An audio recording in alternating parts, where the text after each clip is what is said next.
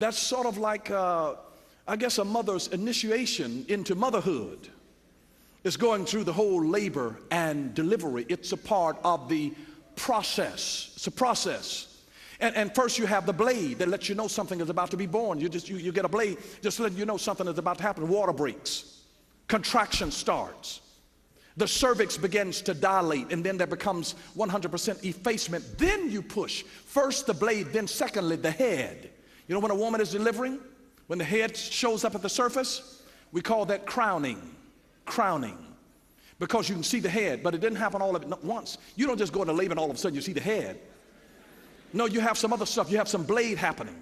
This thing happens by process. Say process.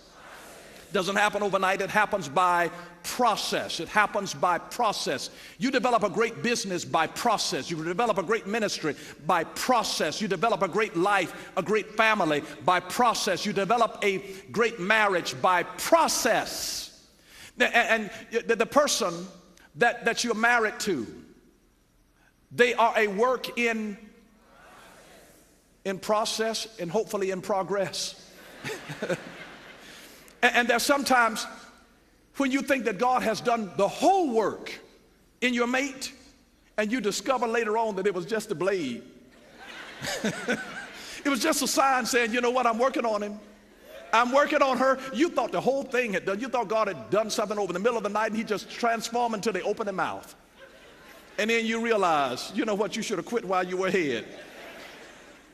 I'm so glad that God gives us a grace to be able to deal with folks that he brings into our life when we are in process. We are still a work in progress. We're in process, in the process of God. And so there are times that God will give you a blade just when you are ready to give up on this thing. God will give you a blade that says, you know what, this person, I'm turning them around. See, I got my hands on them. I'm working on them. Anybody know what I'm talking about? That God is working with something. He gives you just a blade. It's not the full promise of everything that he's ever said to you, but it's a sign that God is working on them. There's like, you don't know how far, for my husband to do such and such, for my wife to do, man, you don't realize what God, I mean, they look at it as a miracle. You just like it.